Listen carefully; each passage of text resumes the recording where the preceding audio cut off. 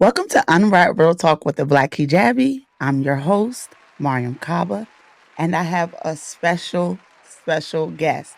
I know I call everybody special, but if you come on this show, you're going to be called special, of course. So I wanted to introduce my guest, Amanda. Hello. Alaikum.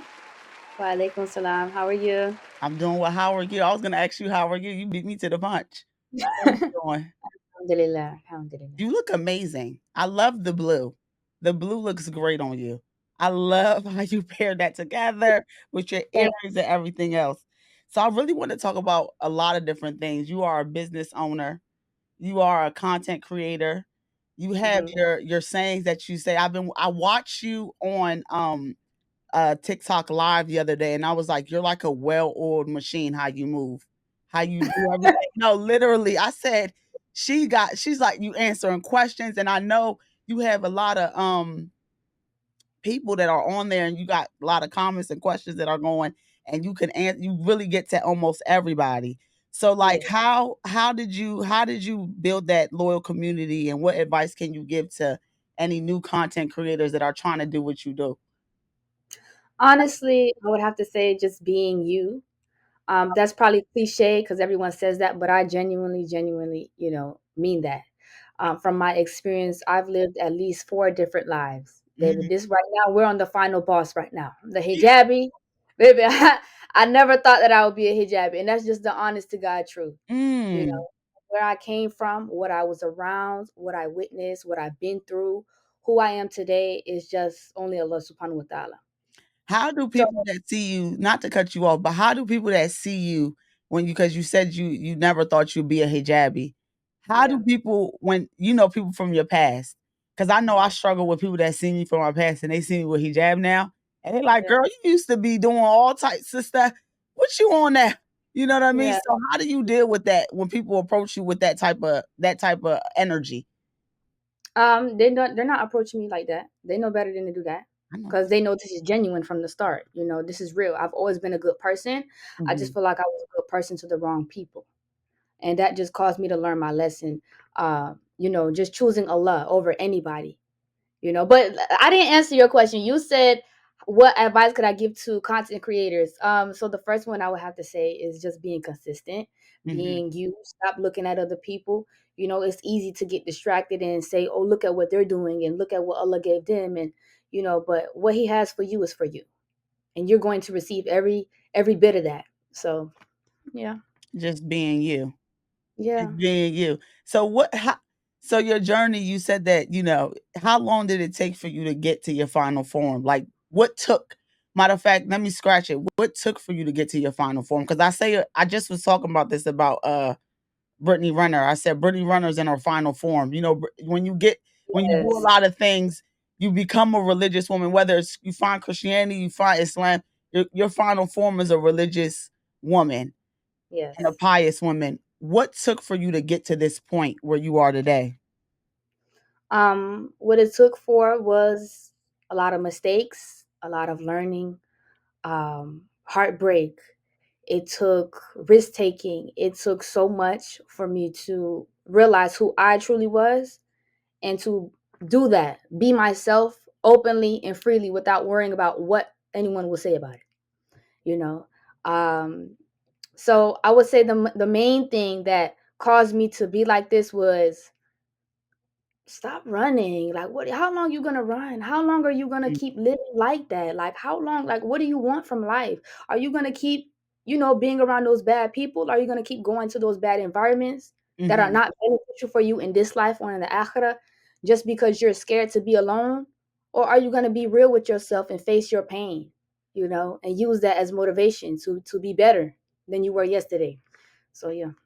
Have you no, listen, because I feel you when you talk, because like I talk about this in prior episodes where I was literally like doing just the wrong thing, but I've always had a lost with talent in the heart.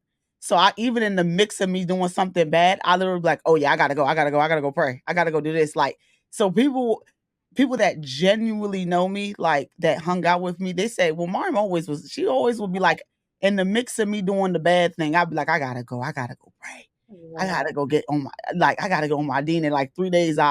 duck off for a while just to get myself back and, get myself back in alignment. And I may fall off again, but I knew this is exactly who I wanted to be. So I definitely understand that. Yeah. You being like your background, you have a Sudanese background. You have African parents, right? Yeah. So Yeah. how did that? Because us, me, I was terrible. My mother always used to be like, y'all like. I used to bring tears, sometimes Yeah. tears to my mother's eyes because just running the street, sometimes not being home, you know, Mhm. bringing tears to her eyes. So how did that? How did your parents react to you being the woman that you are today versus the woman that you were? Um, I feel like in a sense, this is not shocking to them. Mhm. They already knew me. They knew I had greatness within me. They knew I was a risk taker. They knew that I was a good person deep down inside because they're good people. Mhm. It was just a matter of me doing what I wanted to do because you can tell me not to do something, but I'm gonna figure out why. Like why I can't do this. Who are you to tell me what I can do and what I can't do? So I'm just a risk taker like that. And I would say my parents were definitely proud of me. Definitely, my family too. I can't even play with my legacy like that. Like that's my parents. Like the things that they went through. I'm the first to be born and raised in America, so there's a lot of responsibility on me. Not just for me, but for my whole family. I have Mhm. to do right by them. So it's only right that I do what God say. Period. You ain't got I don't even when you said why, my mother hates why. I could be like, she like, Mariam, why is why? She hate when I say why because Yeah. I was always questioning like, so why we gotta do she be like, children say why. Mariam, you're too grown for this. So when you Mhm. say why, that's funny. But no, I understand when you say how as far as your siblings, where do you fall in on the for my mother's kids, I'm the oldest, right? Mhm. So that Yeah. definitely comes with a huge responsibility. Where do you fall in on your like how many siblings do you have and where do you fall in line? Yeah. I'm the middle. Okay. Yeah, I'm the middle. So Do you yeah. feel like as a middle child, do you got a lot of attention or they kind of like is you Oh, focus I on definitely have a lot of attention. or I run the whole listen, whatever I say go. no? Really? Say whatever I say go, yes. How many sisters, how many brothers? I have two sisters, all girls. Oh, Yeah. alhamdulillah, mashallah. I feel like that's I always wanted like cool sisters. What about you? Because I always wanted a brother. No. You sisters, I feel like y'all all it's first of all, I feel like when you have sisters, all of you guys are usually beautiful, first of all, right? Like just, just cuz y'all take care of each other, I feel like even if y'all fight, y'all argue whatever, y'all, Mhm. y'all learn from each other. My dad has 10 kids, but to my mother, yeah. Mhm. I have a little brother and sister. Yeah. Mhm. And Congrats. congrats, right? Yeah. He's but my to my mother, I'm the oldest and I got two brothers for her, two twin brothers. Mm. And I always had to be like the leader and just I feel like God I lost what Taylor knew because I was just like really rough around the edges a little bit and Yeah. just rougher, always tomboyish and Yeah. it took me a while to get to this pristine. And I'm Yeah. still a little rough around the edges, to be honest. But Yeah. I really wanted to talk about, you being from Sudan, right? Mhm. And how we're constantly seeing a lot of media of what's going on.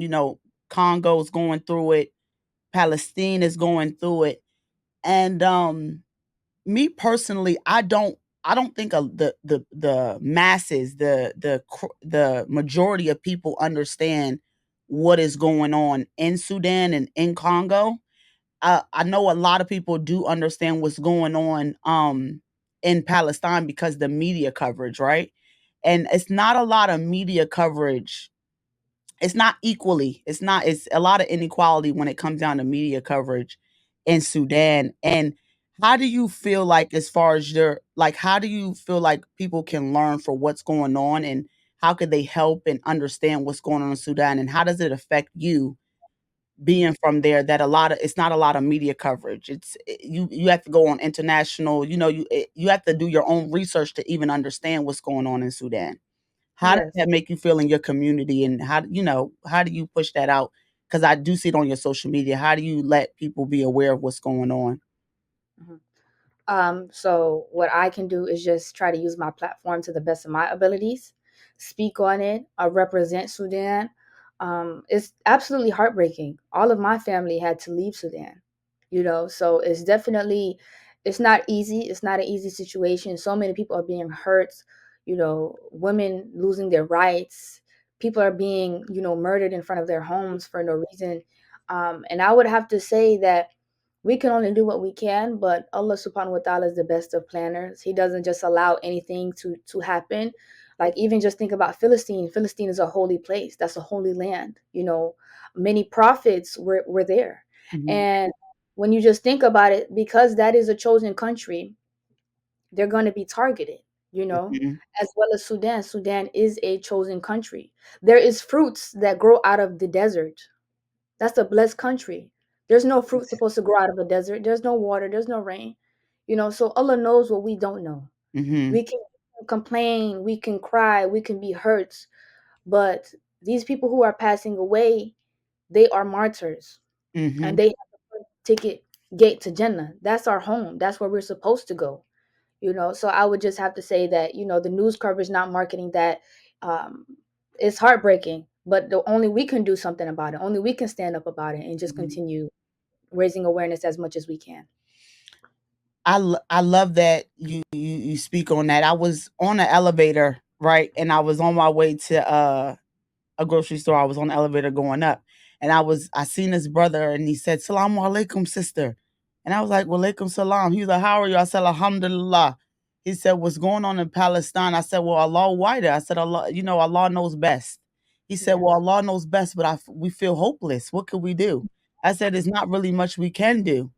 The only thing we can always do, we are like literally, we are nothing to nothing. I always say that. I always say I am nothing compared to Allah, right? So the only thing we can always do is pray and ask Allah, make dua and ask Allah to make it easy for them. You know what I mean? Because for me, it's heartbreaking because a lot of people don't know what's going on, right? They, we're in America and we're kind of like sheltered in a way where and have the ability not to have to worry about these things on a regular basis. But our brothers and sisters are very much going through it. And I Mhm. see in your bio you do have some help. You have some relief funds so people can donate to Mhm. Sudan, Congo, and Palestine. Correct. Mhm.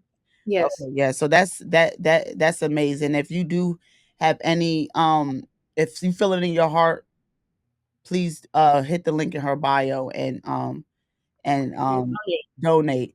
Sudan yes. has such a rich, beautiful people and a strong Islamic history. Mhm. How did your upbringing shape your approach to business and your Um, personal connection with Islam? yeah. So how did my upbringing? Okay. So basically, can you say that again? Because I didn't even process that. How did your upbringing influence like how you approach your business? Like Oh, okay. it's a because your business is called it's called So Royalty, right? Yes. So Royalty, Yes. Modesty.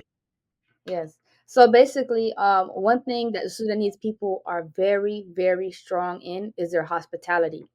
Okay. They're very kind, and they're also very straightforward. If you know any Sudanese person, they're gonna tell you what it is straight. I don't know Mm, anybody other than a Sudanese person.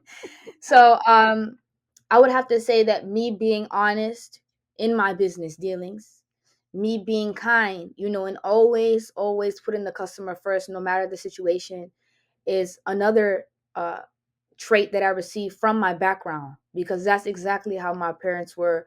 That's exactly how my family are. Extremely kind to strangers, giving. Anytime someone was to visit our home, you're going to receive some water on a plate. mashallah. You're going to receive the water on the plate. They bring you the plate and the water on top of it. You won't just receive the water. So it's just that those type of characteristics is what helped me in my Yeah. Mashallah, I love that you came from I come from a giving household as well. To the point Mhm. where at first I used to get a little irritated, like you gotta serve constantly, like they give, Yeah. but then I also got to see how Allah subhanahu wa ta'ala blessed them on the other hand. And it may not have came from that, the people that they're serving at the moment, but they never go without food, they never go without shelter. They're always Mhm. being provided for because of that giving heart. So that's amazing to see. Yeah. How do you seek barakah in your business? How do I see barakah in my business? I Mhm. feel like my business is the barakah. I'm Oh, selling modest wear. mhm. It don't get no better than that. Let's How just do be honest. It don't get better than that. I love that. No, for real. I love your business is your look at you're wearing your business right now. The color is Yeah. amazing. So I love how you paired that. Being a businesswoman, who would you compare yourself to like in the D? Like in the like if you was to compare yourself, would you compare yourself to like Khadija? Prophet Muhammad Sallallahu Oh yes, his yes. wife, you know how she was a businesswoman. She was rich. She took care of him. She was one of the first people to accept Islam. You know, Yes. if you're dating, would you be able to take care of your man financially? Because you know, would you be able to date a poor man? No, no. I can't do that. But Khadija radiallahu anha, she was the best of the best. She was definitely the best of the best. After looking into her story, I love her. Love her so much. She was very successful. She is the it girl. Anyone who would have to say she is the it girl. She married a prophet, but alayhi salatu wasalam. But me, I would definitely no. I'm not dealing with no. I know I don't got it in me. Like I'm a good person, but I'm not that good. Like I'm a good person, but I'm not. No, not a broke When guy. it comes to giving, you can't give to no. We in those No. times though. Right now, I feel like a lot of women right now. Uh, we can focus on ourselves, but even my I had a conversation with my mom and she said, "I feel so sorry for you guys." I said, "Why?" She said, "Because the pick of the litter for you all, where she said, when I was your age, men were coming from every corner wanting to get Mm, married." I said, mm, "Oh, it ain't." She said, "They don't want to get married. They don't want to pay bills. We mm, are in the, you know." But I was joking when I said it, but I really do because mhm. I feel like if you cannot, I feel like a lot of men are gonna look at that like a bad thing because if they feel like, why wouldn't you want to take care of me if you do have the means? Why Mm. wouldn't you want to help me? You know, helping Okay, well, because to take care of me, you're a little I'm the because you're a little young, little younger. So if you were to meet somebody young, like at in their early 20s as in a male, would you be mm, able to help him get on his feet if he has some ambition? Not take care of him financially, but just kind of support him in that way. mm. Um, support him like giving him things, or support him as in giving him some emotional support on his journey. And Cause always, I don't, honestly, I can't, I just can't see myself doing that. I've seen way too many horror stories. I feel mhm, like the way that you start the relationship is like that's gonna how it's gonna end. You know, he's gonna mhm. depend on you. He's gonna get used to depending on you for material things. For, oh, let me use your car really quick. Oh, let me use your credit card. No, I'm not doing that. You need to come to me better than me. You have to come better than where I'm at. And what's so crazy is that the more that you elevate as a woman, the harder it is to find a man. The options are, they start to get slim and limited. But I'm gonna tell you this: I trust my God. Okay, He didn't bring me this far just to leave me. So it's just a matter of being patient and just staying in your lane. You know, I'm not gonna play with my name. I'm not gonna play with my family's legacy. The Mm, things that my dad did just to reach America, I'm not gonna play. I did enough of that. I'm older now. I'm 23. We're not doing that. We're not doing that anymore. We're gonna take this life seriously and be the best that is we your can be. father a provider? Was he always a Oh, provider? listen. He's a provider, generous, one of the most generous people that I know. He is Mhm, not scared to give money to anyone. right. So you're He not just, willing to accept nothing less than what your father gave you. If you got, you know, if no, he's you have to. generous, why would I get with somebody who's not? Right? So you're No. looking for not looking for because we're never looking, but you would want someone who's a generous. No, for real. Because Mhm. do you do you feel like you are looking for a mate? Because I always wanted, because do you feel like, not, let me rephrase the question. So growing up, do you feel like you were taught and almost quote unquote bred to be a wife? No, I wasn't. I'm gonna be honest with you. I was not raised to be a wife. Character wise, yes, but cooking and cleaning, I'm still learning about cooking. Cleaning I can do. Anybody can clean, but the cooking, Okay. so, okay. So no, I mean like okay, so even cooking and cleaning, yes, that's a part. I feel like we can know if we can always hire somebody for those things. But I mean like as far as like, do you feel like you were taught? Because like yes, that's a part of it. I just went to Senegal and it was my 10-year-old little cousin. She was in the kitchen cooking, washing pans, washing dishes. And her brother, who was 16, didn't do any of those things. And Mm, me being from America, I had my own thoughts and I said, well, he need to do something too. I said, well, he need to and that's when my aunt said, no, because she's going to get married and she's going to need to learn these things, right? So it is a part of it. But do you feel like just mentally wise, were you taught like what? Because for me, I was taught to be more progressive. Like you need to go to school, you need to make your life, you need to make a living for yourself. At the same time, it was come stand in the kitchen, can learn for cook, can learn for mm, cook, can clean your bathroom, can So it was come clean the bathroom, come clean, come stand and cook. But at the yeah, same time, it was reach these certain heights.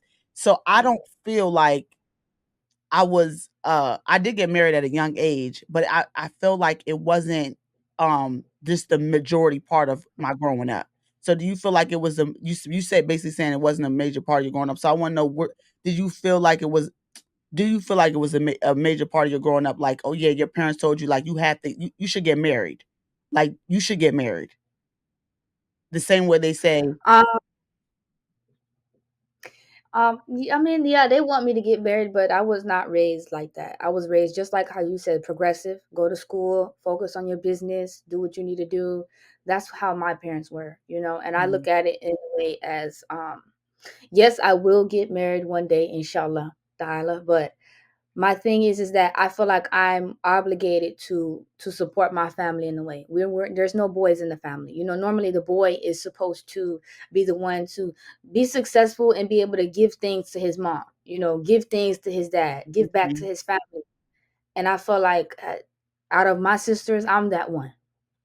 And because I am that one, instead of me cooking in the kitchen, I can cook sometimes, you know. It's nothing for me to get the cookbook and look on TikTok. I'm coach. I'm joking. I'm joking. I will cook. I know how to do a little one, two, little spaghetti, little lobster and steak. I could Okay. do it.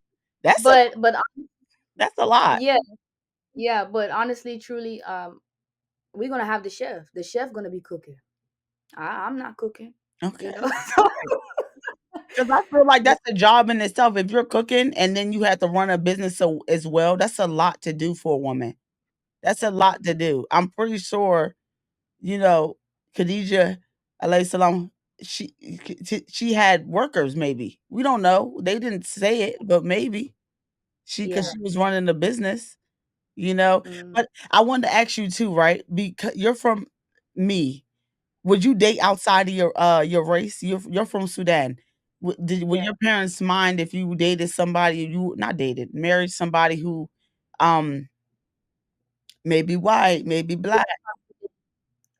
Honestly, I would have to do extensive research on that person and their genetic coding because who you mix with, that's the lifetime, you know. But from my parents, my mom, she's a little bit more open minded, but my dad, he's like, no, Sudanese only, you Mm, know. But if I was to meet someone and if I would think that he is the one, then I'll probably fight for him, you know. And there's nothing for me to do that. My dad, he loves me. He'll understand. But for the most part, I'm very careful with just that. I'm not really thinking about who I'm going to marry, where they're going to be from. I just know that one day, yeah, one day, inshallah. okay. So, yeah. So your dad's like Sudan. He don't Hmm. he like Sudanese. He don't want Yeah. nobody else. But Mm-mm. you'll fight. But do you not feel like 'cause I made that mistake of not listening to my dad, Mm. right? Because they know. Yeah. Even if he's a good guy, he walks in through that door, your dad would know, like, okay, like he'll give him a chance. But trust and believe. Don't make the mistake of not listening to your parents. Your parents be knowing. They be like, oh yeah, no, that ain't it. Yeah. Cause I made a mistake. And my dad was like, let him get out my house. He's a gangster. And I was Mhm. like, no, dad, I love him, fighting. And my dad was Yeah. like, okay, if you let me learn the lesson. But I was like, at the end of it, I said, Daddy, he is a gangster because he was right. But let's talk about more about your business. What makes your business different? That because there's a lot of buying hijab companies out there, right? What makes Mhm. you stand out? What makes you stand out? What's makes you different from a lot of the other companies? What makes me different is it's not just based on the outer appearance. You understand? With other companies, they're very specific in who they choose as their models and what they want the brand to represent. Me, modesty is for everyone. You don't even have to be a Muslim to dress modestly. You understand? It's bigger than just you being a Muslim and you dressing like this. No, you don't have to be a Muslim to love yourself, to praise God. Everyone has their own individuality. And I feel like just embracing that and not judging people just because they don't believe in what you believe in. Like, let them do them. Allah guides whom he wills. He knows what's inside of us. We don't know what's inside of them. So I just feel like because I'm coming from a more open-minded standpoint and pushing the motive that modesty can be for everyone, not just one particular demographic, is what makes me different. So yeah. What's your favorite material? Like I love jersey. That's my favorite. What's your Yeah. favorite your favorite fabric that you like working with? Or probably what sells the best or whatever. Like what's your best one to work with though, personally and business wise? I love the jersey as well. I have these jersey hijab sets. I love them. And I also love modal. I have been testing them out, loving them, and inshallah, we're bringing that to the website as well. Okay. So how does model work? Is it similar to jersey? No, modal is a little bit more similar to viscose. What I'm wearing right now is a little bit more similar. I want to say to chiffon, but it's softer. It's like softer. It's kind of like jersey. It feels like jersey, but it's not jersey. It's a little bit thinner. It- Um, Does it yeah. stretch? Does it have like a stretch to it? Um, a small amount, but not much. Not much. Well, you make sure you I'll look send you some. yeah, I'll send you some so they you can see. but you make sure you look very, very presentable, very good. They talk a lot about makeup. How do you feel about makeup? Your face you look very good, but how do you feel when people try to, because they always got something to say. I feel like if you want to go viral, talk about a hijabi or hijab, you going instant viral now. So Yeah. what? Yes, what? How do you feel about makeup and beautifying yourself? And beautifying yourself. So how I feel, we as women, we want to be beautiful. We like to be beautiful. We do it for us. We don't do it for the men. I really feel like it's all about your intention. That is what Allah will look at on the day of judgment, our hearts and our intentions. What did you intend to do when you dressed up that day? Were you trying to look good for the men to get someone to marry?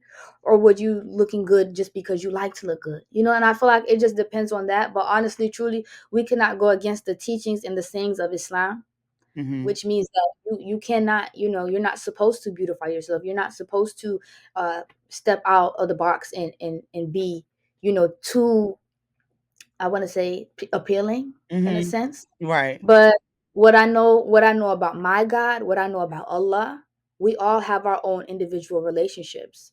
Mhm. In one of the hadith, it says that I am as my servant thinks I am.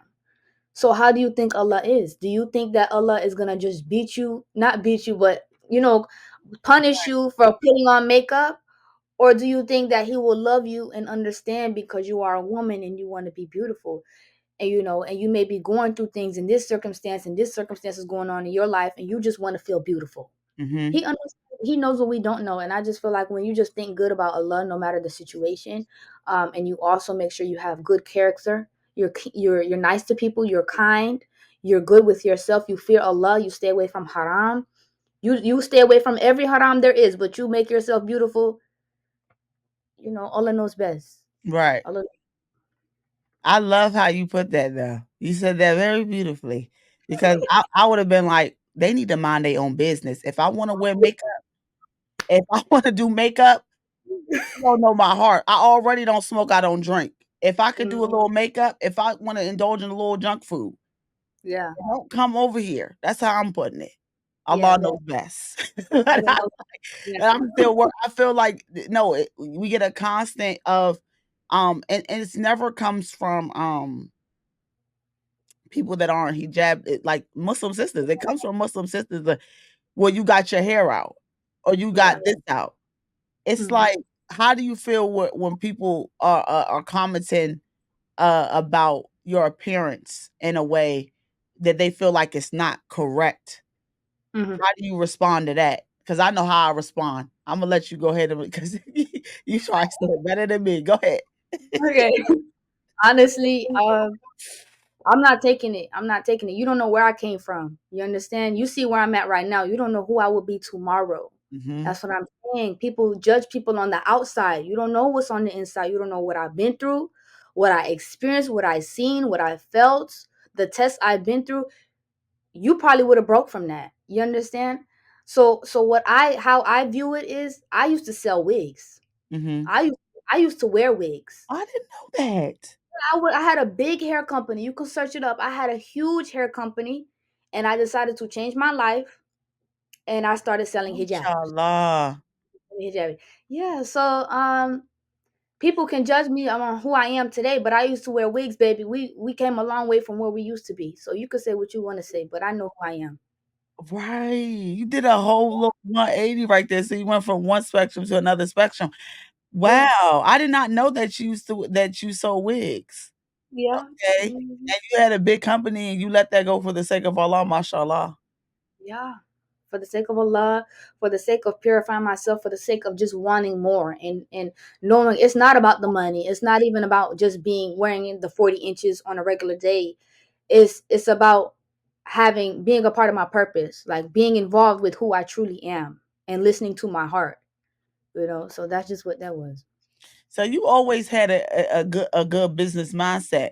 Does your parents do any business or you just do your sisters do who does business around you that made you get into like that made you so good at it basically? um I've been doing business since I was 17. Okay. So, experience with multiple companies. The last business that I had when I was selling hair, I was selling lashes first, and then I started selling hair. I added hair to it. So I was just doing that, and Mhm. then I decided to change. But my background, my father's family, yeah, Mhm. they're involved in business. Okay. Not So business. your Yeah. your father's kind of what fueled you. You knew that you didn't want to work for anybody. Oh yeah, I knew that when I had my first job. I remember I wanted to work and my dad kept saying, "No, no, no, it's not gonna be what you think it is." And I said, "Listen, I'm gonna get me a job." Got my first job at Panera Bread and I Okay. wanted to start a business. So I started asking my mom and my father if they can give me, 100, 200 to start this company. They said no. I said, "Okay, I'm gonna save up my checks and I'm gonna use my $100 checks and invest that into a company." And How that's what was I it did. working at Panera though? Was it did you experience something that made you feel like, "Oh, no, I can't do this work and stuff?" With like Yeah. Yes, I definitely did. I definitely Mhm. did. I was sweeping, I was mopping, washing dishes, doing so much work just for them to give me $116 as on my first check. I said, "No, this not gonna work. No." This is not I see why people complain about jobs now, because that took a lot of energy out of me. So I just so do knew. you suggest people? Because I think who made a comment? I think it was DDG who said, "You gotta use your 9 to 5 to, to fuel your dream," right? Do you Yeah. feel like everybody can be an entrepreneur, or do you gotta be chosen to be an entrepreneur? Oh no, it definitely has to be in you. That's Mhm. not something everybody can do. I had multiple friends that I tried to involve them in a business. I said, okay, you could start this company. I'm gonna help you. We're gonna do this. We're gonna do this. We're gonna do that. Because one thing about me, I love to see people win. Like I just love that. I love to applaud people on them growing and them being something. So because I knew that I was on the path of doing that, I wanted to bring someone with me. I wanted somebody to come with me so it could be both of us. Okay, now we winning. We bossed up. Okay. But it Period. just wasn't like that. It wasn't like that. It never was like that. They just self-doubt, limiting beliefs, not believing in yourself, no self-love. These things can interfere with how you perceive yourself and how far you think you're gonna go in your life. Mhm. So because of that, not everyone is meant to be an entrepreneur. I wish, in a perfect world, yeah, but in reality, no. And it's easier to have a job anyway. Yes, it definitely is. I learned Mm, from it was always coworkers that I could never stand. I was like, "Oh, I gotta do this on my own for the sake of yeah. Allah." I was always telling my mom, like, "I can't do this." And she's like, "Okay." But because nobody in my family, other than my brothers, run businesses. They all work jobs. So when we were trying to do what we were doing, we always looked a little crazy to them because it was like, "Oh, well, why are you trying to step out?" We were stepping out on too much faith. We believed in Allah too much for them. They was like, "Oh," and I really to have that unwavering faith when you really can't see something, like you really you can't see it, and you still have that much faith, it is very telling, because Allah Subhanahu wa Ta'ala is the best of planners. So you just never know where you're gonna end up. Because 5 years ago, I would have never thought I'd be sitting on a podcast talking to you. You know what I mean? You Mhm. just never know where things are gonna end up, and you really never know you're gonna have that faith. You have your one liners on Instagram where you say, you'll say this beautiful stuff, something. And how did you get to start to do that? Like start your videos? Because if you haven't seen it, guys, please go tune on her page, which will be linked below. Her page will be shown below on the screen. Um, like, how did you start doing your content and doing that? Were you? Because I know for me, I was talking to myself really. How Yeah. did you start? How did you like get into that? Well, I first started making videos, I want to say in like 2020. One thing about me, TikTok been around since 2018, if I'm not mistaken. And I was like, I'm not doing TikTok. I'm not gonna do that. Like I kept saying, no, I'm not gonna do that. No, no, no. But I knew that if I was gonna go viral just because of my personality, who I am. Like I know I would come and I'm gonna shake the whole room. Like so. Um, what got me to making the videos that I'm doing now is that I have a message. Mm-hmm. I actually have something I'm trying to push out into the world. I'm not Right. just out here doing it. It's for a bigger purpose. And it took I had this within me once I started like realizing who I am, um and finding out my true potential. I woke up like, okay, yeah, so I'm gonna do this and I'm gonna be this, but I don't know how I'm gonna get there. I don't know. And during that time I was in the hair business. There's no way for you to be you just cannot be Muslim hijabi, what you selling hair. It just One doesn't foot add in, up. one foot out. One foot in, one foot out. Right. Yeah. Yeah. But my first video of me going viral on TikTok was me speaking on how I am a Muslim. And people were just, how are you Muslim? You have tattoos. You did this. You wearing this. You don't look like a Muslim. And that's what caused the attraction to the page, because people are not understanding how are you Muslim. But I came on here and I'm saying I'm Muslim because I truly believe in Islam. Mm-hmm. It's in my heart. It's not just something that you read and you believe. It's something you experience. Mm-hmm. So because I experienced that, I felt like I can just show that you can be yourself and still be Muslim. you know you can be who you are in your own unique way without focusing on what the negative people are going to say. People have their own perspectives. People were raised in different households, went through different things, seen different things, so they're not going to always agree with you or think how you think. It's just about what you focus on, because if I was to focus on the negativity, I wouldn't want to continue. But if I was to focus on the positivity and what I truly want to do in my life, I would keep going. So that's just how that started.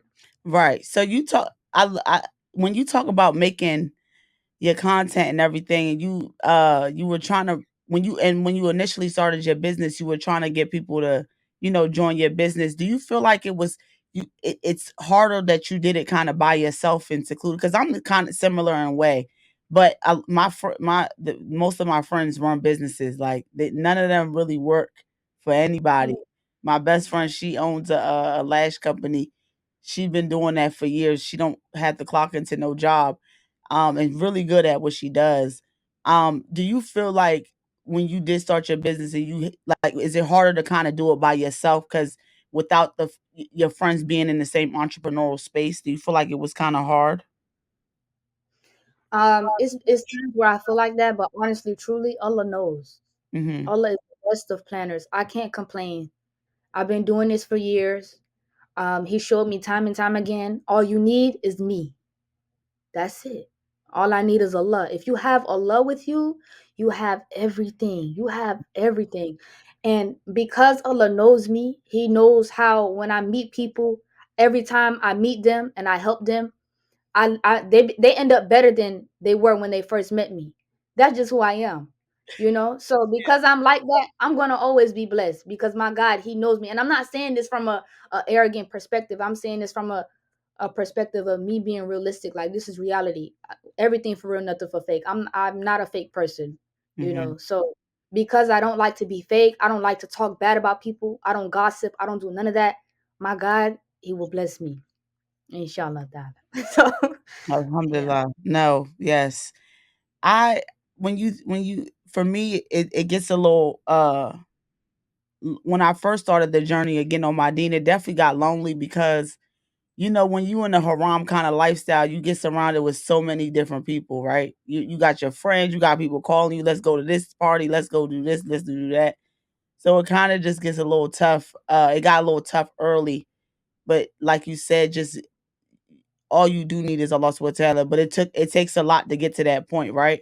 So how do you like yes, we have Allah subhanahu wa ta'ala. How do you tell that sister? Because it's a lot of sisters that are in my DM that are like new to the deen and new to wanting to wear hijab. And what advice can you give to that sister that's feeling that loneliness?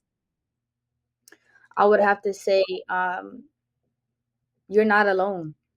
You know, stop calling on Allah when you want something. Call on Allah when you're about to call your friend and say, "Hey, girl, which outfit should I wear today?" Ask Allah. That's how you're supposed to be. That's how you're supposed to be in your relationship with Allah. And because I had nobody to call, I had nobody to talk to, nobody to help me. I had to build that with my God. So that's just the best way I would say it. Just before you call on people, call on Allah. He will never fail you. And first I'm gonna wrap it up in a second, but before we leave, right? I want to say thank you for coming on. I really appreciate you, sister, from the bottom of the heart. Just because I literally DM'd you, you know, Yeah. and for you to come on, just shows your character, right?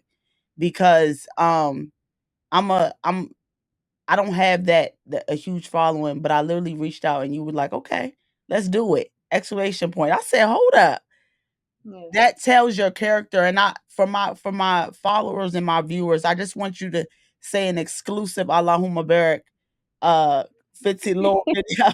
I need one just special one you ain't never say before. Oh, mhm. So Okay. yeah, go ahead and lead them with that. Okay. Don't expect people to be real with you if they are not real with themselves. Allahumma barik. Period. I love it. I love it. Thank you, thank you, thank you. Thank you for tuning in to Unwrap Real Talk with the Black Hijabi. I'm your host, Mariam. Kabba, salamu alaikum. Rich and glorious. Choose happiness, not because it's easy, but because sometimes it's hard. This every Wednesday, 7 p.m. I got a video drop in. Tune in. Make sure you follow Manda on her Instagram. That'll be loaded on below. On her TikTok, it will be described below on the video or in the description box. Make sure you shop with her at royalty modesty. Yeah. Shop with Yeah. her and make sure you follow her also on TikTok. Assalamu alaikum, and I'll see you guys next week. Thank Wa you. alaikum